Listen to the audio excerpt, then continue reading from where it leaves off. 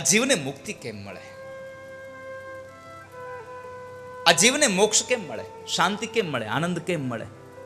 ભગવાન કહે છે માં એક જ માત્ર સાધન છે, યોગ આધ્યાત્મિક પુંસામ મતો નિશ્રેયસાય મે અત્યંતો પરતિર્યત્ર દુઃખસ્ય ચ સુખસ્ય ચ. યોગ જેવો કોઈ શ્રેય માર્ગ નથી. માં સાચું કહું તો એક જ માત્ર સાધન છે, પરમાત્માનું ભજન કરો, ઈશ્વરના ગુણાનુવાદ ગાઓ. કલો કેશવ કીર્તનાથ, તમે ભગવાનના નામનું કીર્તન કરો. કીર્તનથી તમે પરમાત્માને ભજશો, કીર્તન કરશો તો પરમાત્માને તમે મેળવી લેશો. સત્સંગ કરો, કથાઓમાં જાઓ, મંદિરે જાઓ, દર્શન કરો. અને કથાઓમાં જાશો, મંદિરે જાશો, સત્સંગમાં જાશો, તમારું જીવન આખું પરિવર્તિત થઈ જશે. આમાંથી એકાદ બે શબ્દ આપણને લાગી જાય. પણ આપણે તો એમ જ કહેતા હોય કે કથામાં જવા માટે આપણે ગૌઢા થઈને ત્યાં જાવ. આપણી આ મોટા મોટી આ એક આપણી ઉપાધિ છે. હજી અત્યારે થોડું કથામાં જવાનું હોય. કથામાં કોણ જાય તો કે જે નિવૃત્ત થઈ ગયા હોય એ જાય. હવે નિવૃત્ત તો તમે કોઈ દી થાહો જ નહીં. એક પછી એક ઉપાધિ આપણી માથે આવતી જ જશે. એક મહાત્માજી નદીના કિનારે બેઠા હતા, આમ નર્મદાનો કિનારો, અને આમ નર્મદા આમ ચાલી જાય.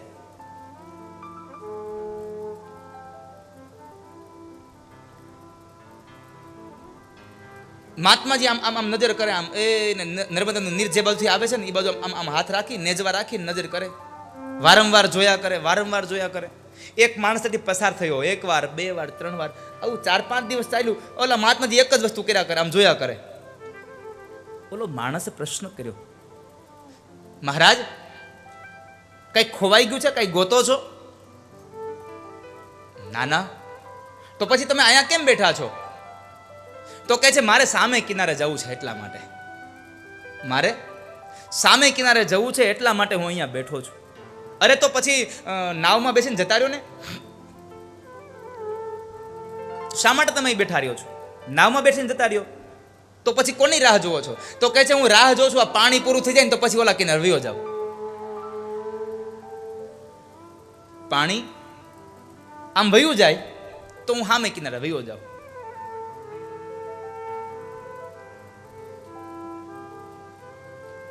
તો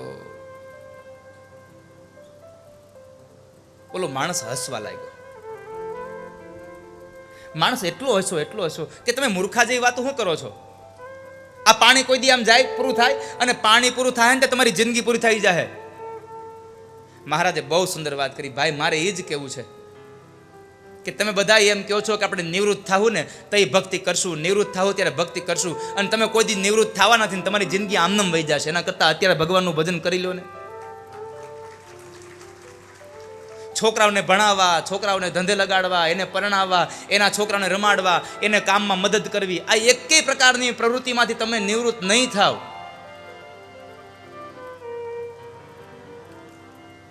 એટલા માટે તમને કહું છું તમે ભગવાન ભજી લ્યો, ઈશ્વરને ભજી લ્યો. અને મેં ગઈકાલે કહ્યું હતું ને, અવસર ના આવે આવો, ગોવિંદના ગુણ લગાવો. તમને આવો નવો અવસર પાછો જીવનમાં નહીં મળે બીજી વાર. તમે ભગવાનને ભજી લ્યો.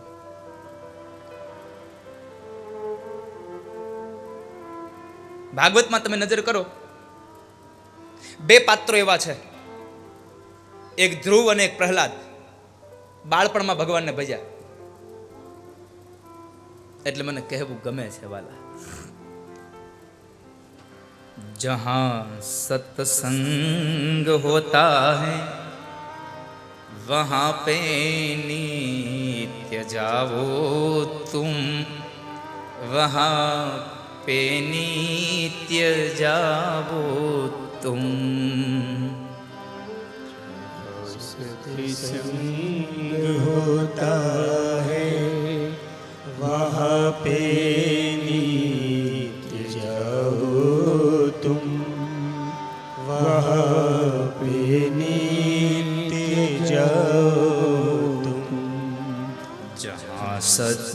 सत्संग होता है वहाँ पे नित्य जाओ तुम, वहाँ पे नित्य जाओ तुम।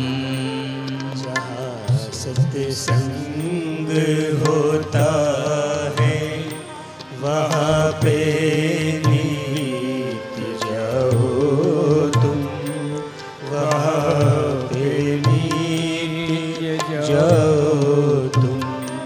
हमें फुर्सत नहीं कह कर ये मौका मत गवाओ तुम, ये मौका मत गवाओ तुम।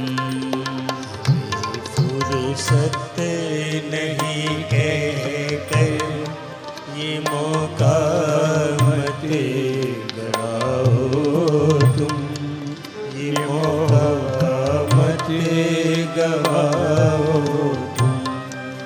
अरे सत्संग करने की न कोई उम्र होती है, न कोई उम्र होती है।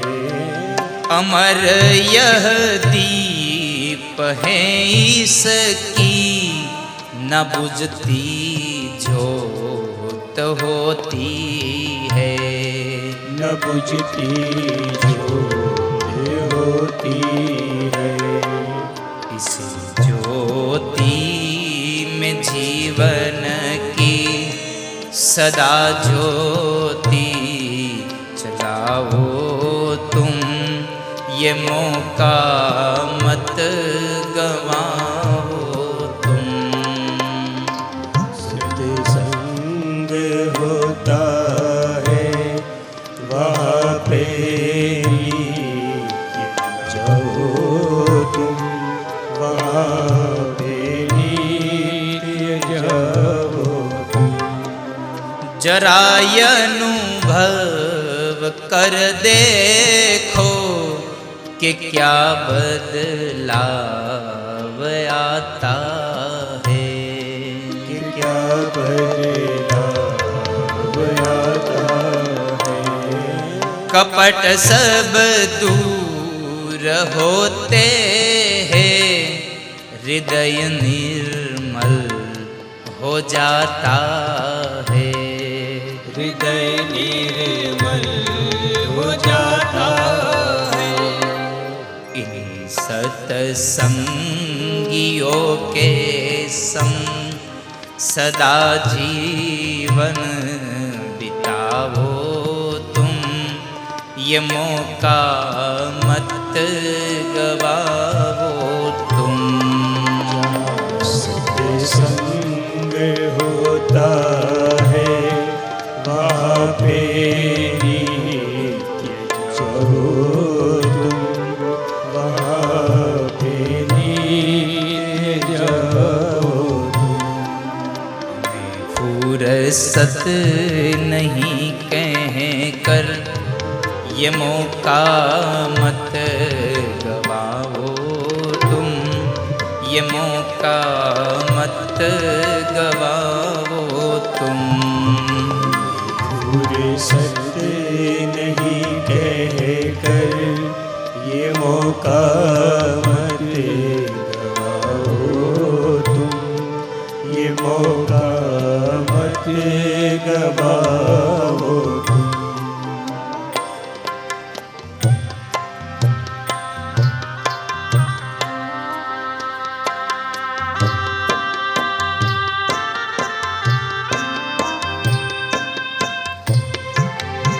ભગવાનના ભજન કરવા માટે કોઈ ઉંમર ન હોય.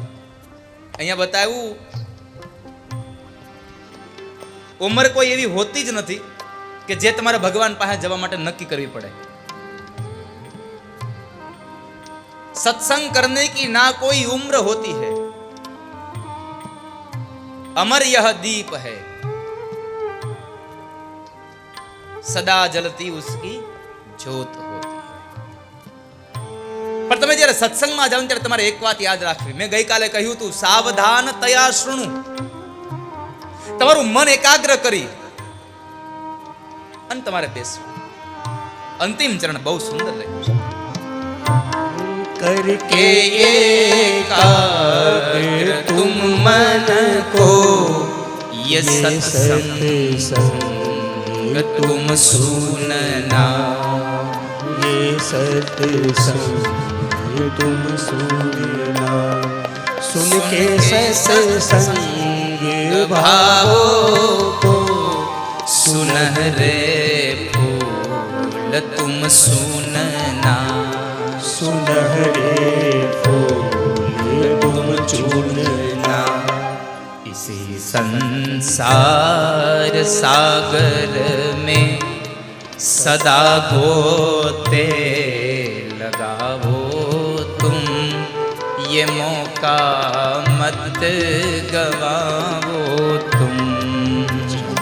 सत्संग होता है वहाँ पे नीत जाओ तुम. वहाँ पे नीत जाओ तुम. ये मौका मत गवाओ तुम. ये मौका मत गवाओ तुम. ये मौका मत गवाओ तुम. ये मौका मत गवाओ.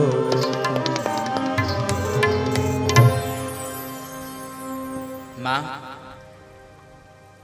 આ બંધનમાંથી છૂટવા માટે તમારે સત્સંગ કરવો પડે.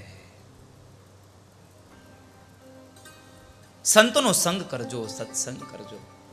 સંતોનો સંગ કરજો શબ્દ સાંભળ્યો એટલે માતા દેવહૂતિએ ભગવાન નારાયણને પ્રશ્ન કર્યો, પ્રભુ સંત કોને કહેવાય? આ દુનિયામાં સંત કોણ? અને કપિલ નારાયણ ભગવાન કહે છે, ભગવાન ભાગવત જેવા લખ્યું છે, તિતિક્ષવઃ કારુણિકાઃ સુહૃદઃ સર્વદેહિનાં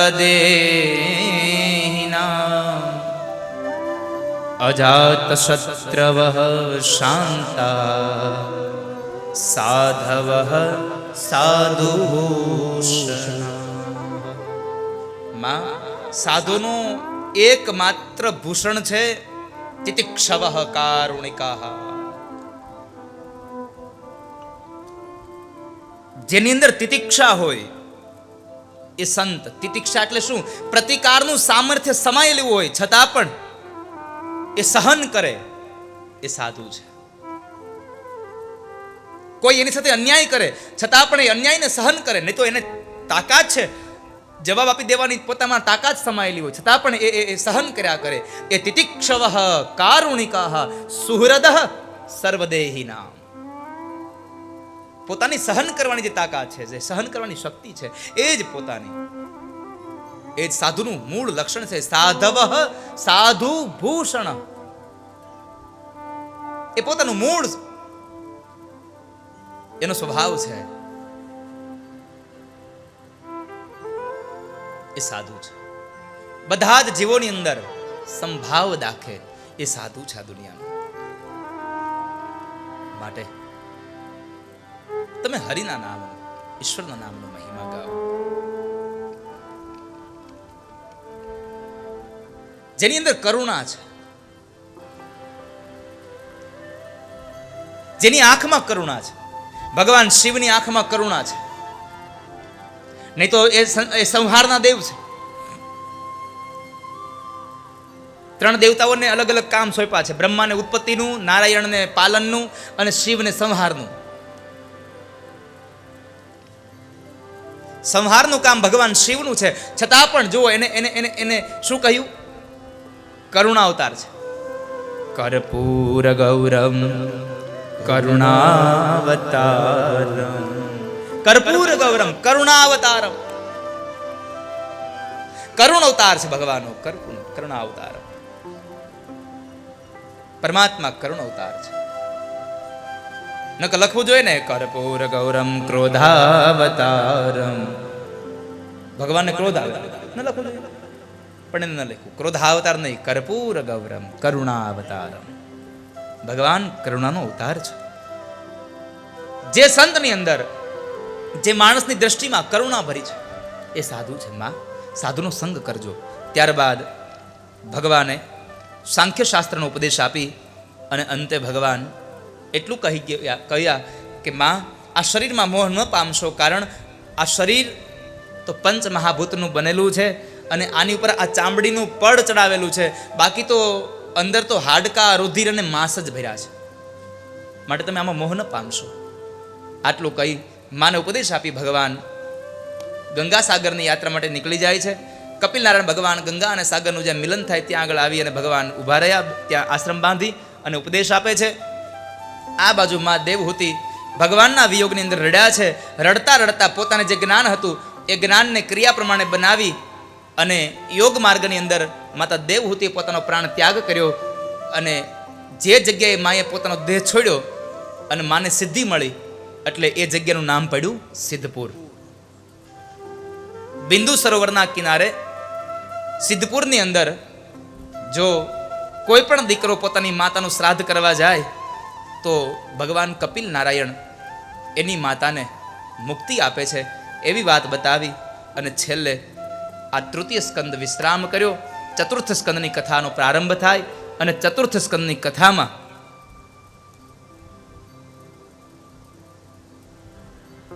મનુ મહારાજની 3 દીકરીઓ, દેવહૂતિના લગ્ન કરદમ ઋષિ સાથે, આકુતિના લગ્ન રુચિ ઋષિ સાથે થયા છે. એમાં જે દેવહૂતિને ત્યાં 9 દીકરીઓ થઈને એ 9 દીકરીઓને 9 ઋષિઓ સાથે પરણાવી છે. આ 9 ઋષિ કોણ? તો કહે છે ભગવાન બ્રહ્માના 10 માનસ પુત્રોનું જે રચના કરી ભગવાને બીજી વાર, એ 10 માનસ પુત્રોમાં જે 9 ઋષિઓ હતા એ 9 ઋષિઓની હારે દેવહૂતિની એક દીકરીને પરણાવી. એમાં એક માનસ પુત્ર બાકી રહી ગયા.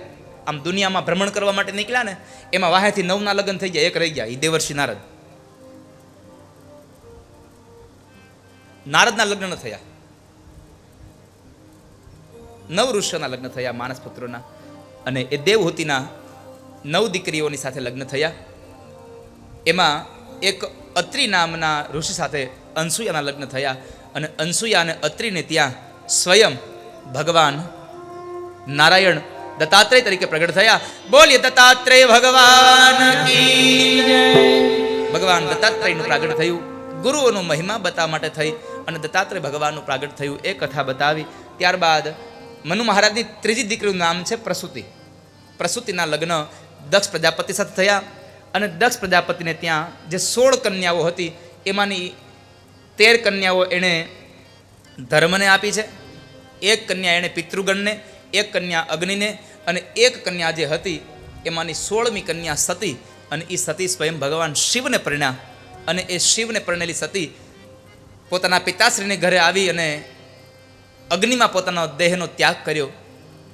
આટલું સાંભળ્યું એટલે પરીક્ષિત રાજાએ અને વિદુરજી મહારાજે મૈત્ર ઋષિને પ્રશ્ન કર્યો, બાપજી, દીકરી બાપના ઘરે આવીને મરી, શું કામે? દીકરીને એવું કયું દુઃખ થયું સાસરિયામાં કે બાપના ઘરે આવીને બળી મરી? આ કથા મને જરા વિસ્તારથી કરો ને. સાંભળો, એનું એકમાત્ર કારણ દક્ષ પ્રજાપતિને પ્રજાનો નાયક બનાવવામાં આવ્યો અને આ દુનિયાનો રિવાજ છે, પદ અને પ્રતિષ્ઠા મળે ને એટલે અહંકાર આવે, પદ અને પ્રતિષ્ઠા મળે એટલે અહંકાર વ્યાપે. તો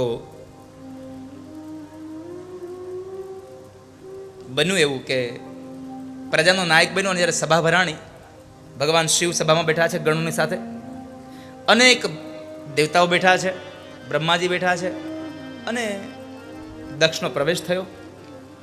બધા ઊભા થઈ અને દક્ષનું સન્માન કર્યું. ભગવાન શિવ ઊભા ન થયા, એક તો અણમાનીતો જમાઈ હતો અને એમાં પણ ઊભો ન થયા, એટલે ભગવાન શિવ માટે દક્ષ પ્રજાપતિ ન બોલવાના શબ્દો બોલે છે. જેને સંસારનું જ્ઞાન નથી એને અહીંયા કોણ લઈ આવ્યા દુનિયામાં? આ સભામાં કોણે આવવા દીધા? જેને સંસારની ભાન નથી એને કોણે અહીંયા બોલાવ્યા?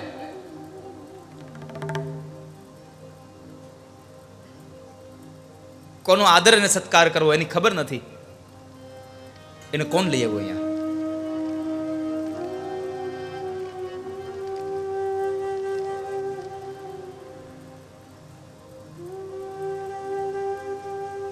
અને એ સમયે બરાબર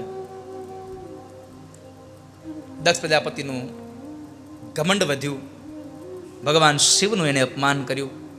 નંદી આદિ ગણો ભગવાન શિવના ગણો હતા, એને દક્ષને શાંત કરવાના પ્રયત્નો કર્યા પણ ન થયો. અંતે નંદીએ શ્રાપ આપ્યો કે જા દક્ષ, તું ક્યારનો મેં કરે છે ને, માટે હું તને શ્રાપ આપું છું કે મેં કરવા વાળો બકરાના મોઢા વાળો બનીશ.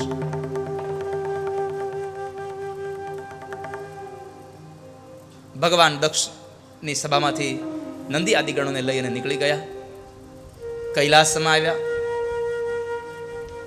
કૈલાસમાં આવી ભગવાન તો પોતાનું કર્મ કરે, કામ કરે. એને ભવાનીને કંઈ કહ્યું નહીં કે મારે તમારા પિતાશ્રી હારે આવું બન્યું છે. એ તો એને કૈલાસમાં પોતાની મસ્તીમાં એને શાંતવાના, અને કૈલાસમાં તો શાંતિ જ હોય, ટાઢોડું જેટલું.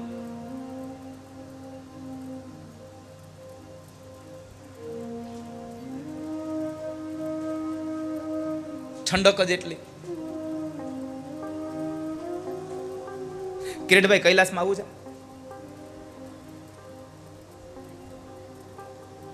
અતુલભાઈ આવું છે? તમે જઈ આવ્યા ને તો તમને નહીં આવતા. ભરતભાઈ આવું તમારે? હું કૈલાસ માનસરોવર કથા કરવા જાઉં છું 8મા મહિનામાં. આવું ને કિરીટભાઈ? પાકું ન્યા ગાશું ને? ગોવિંદના ગુણ લાગાવો, ગોવિંદના ગુણ લાગાવો, ગોવિંદના ગાશું. આપણે નગરી યાત્રાઓ જ કરવી છે. જો અહીંયા બેઠા બેઠા યાત્રા થાય છે ને, અત્યારે કૈલાસમાં પૂગી ગયા લ્યો આપણે હવે, હાવ મફતમાં. કૈલાસ જાવું એક કહેવત છે ખબર? સુરતનું જમણ અને કાશીનું મરણ. આવું મેં સાંભળ્યું છે કે કાશીનું મરણ સારું છે. કેટલા લોકોને ખબર છે? તોય ઘણા હાથ ઊંચા કરશે. એને કેમ કાશીમાં મરી ગયા હોય પછી પાછા અહીંયા આવ્યા હોય? કાશીમાં મરી પાછા ન આવે એમ કહે છે, યદ્ગત્વા ન નિવર્તન્તે તદ્ધામ પરમમ મમ. ભગવાન એમ કહે છે, મારા ધામમાં આવેલો પાછો જાતો નથી. કાશીમાં યાત્રા છે આપણી, વારાણસી. હા, આવતા 12મા મહિનાની 4 તારીખે કાશીની યાત્રા છે. નકરી યાત્રાઓ જ કરવાની છે. આવતા ઉનાળામાં પાછું રામેશ્વર જવાનું છે. જેટલા જેટલા આવું એ બધા આવજો. 12મા મહિનામાં ક્યાં જવાનું છે? કાશી. 4/12 થી 10/12 યાત્રા કાશીની છે. એની પહેલા કૈલાસની છે. અને આવતા ઉનાળામાં રામેશ્વર જવાનું છે. કોઈને આવવું હોય તો આવજો. એક શરત છે, હવના ખર્ચે આવવાનું છે. ભરતભાઈ બરાબર ને? આજે અમારા સુરતથી ભરતભાઈ આવ્યા છે.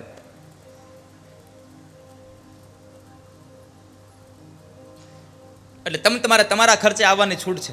મને કાંઈ વાંધો નથી, કારણ કે મારે તમારો થેલો ઉપાડવો નથી, મારે તમારું બાવડું પકડવું નથી. એટલે તમે આવજો. હમણાં અમે જગન્નાથપુરી જઈને આવ્યા. હજી તો અનિલભાઈ અહીંયા છે? ક્યાં છે? લે, અમારે કાશીના આયોજક પરિવાર છે, અનિલભાઈ પંડ્યા, ભૂદેવ છે અમારા, અને એમને મેં કથા આપી છે. પણ આપણે સંઘ લઈને જવાનો છો તમારે. હા, મેં નક્કી જ કર્યું છે, તીર્થોમાં જેટલી કથા થાય ને બધી સંઘમાં જ લઈ જવાની. યજમાન થાય ભલે થાય, પણ જવાનું સંઘમાં. એટલે બધાને આવવું હોય તો લાભ મળે ને. સંઘનો એક ફાયદો હોય. ને તમને એક વાત કહી દઉં, તમે યાત્રામાં જાઓ ને તો તમે સુવિધા ન માગતા કોઈ દી ક્યાંય. હો, યાત્રામાં જો દુઃખ ન ભોગવો ને તો યાત્રા જ ન કહેવાય. થોડુંક તો કષ્ટ પડવું જ જોઈએ. નકર તો ઘરે એસી વાળો રૂમ હોય, ન્યાય આપણે જઈને ના એસી તો જોશે જ. હો, યાત્રા તો હતી અમારી જગન્નાથપુરીની. લોકો એને આવા તાપની અંદર તડકા નીચે આમ આમ આમ પતરા નીચે સૂતા હતા. બોલો, એણે કોઈ દી કોઈ ન કીધું અમારે એસી જો હે. તમે બધા આમ જો, આમાંથી કોઈ આવ્યું હતું જગન્નાથપુરી? આવ્યા હતા? વાહ. હાથે હાથ દી રોકાણા હતા? રોકાણા હતા હાથ દી મારી કથામાં? તમને મજા આવી હતી ત્યાં? હા, ધન્યવાદ. એ તો જે આવ્યા હોય એને ખબર હોય કેટલી મજા આવી હતી. જલસો પડી ગયો. પણ એ હવે તો ક્યારે યાત્રા કરવા જગન્નાથપુરી જાય કોને ખબર છે. હમણાં ઓડિશામાં જે વાવાઝોડું એવું તોફાન આવ્યું, લાખો લોકો બેઘર બની ગયા. લાખો લોકો બેઘર બની ગયા. એટલે હું તમને એમ કહેતો હતો કે ભગવાન શિવ કૈલાસમાં જઈને ભવાની પાસે કઈ વાત ન કરી કે આજ મારે તમારા પિતાશ્રી હારે ઝઘડો થયો. આપણે જરા કે ફોનમાં હારાનો ફોન આવ્યો એટલે તરત કહી, હવે તો તમારા પપ્પાને સમજાઈ દેજો. હા, ના ચાલુ કરી દે. આપણે આવવાનું થતું નથી કે પણ ભવાનીને ભગવાને કંઈ કહ્યું નહીં. આ બાજુ દક્ષ પ્રજાપતિએ ભગવાન શિવનું અપમાન કરવા માટે યજ્ઞ કરે છે. યજ્ઞની અંદર તમામ દેવી દેવતાઓને આમંત્રિત કર્યા, પણ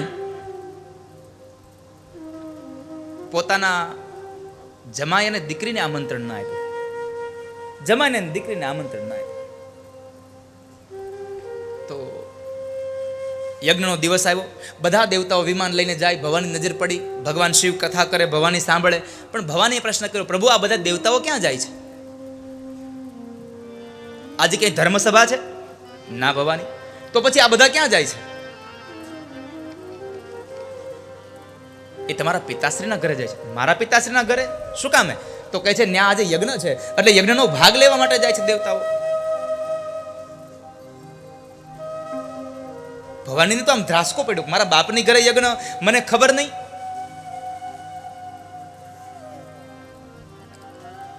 અને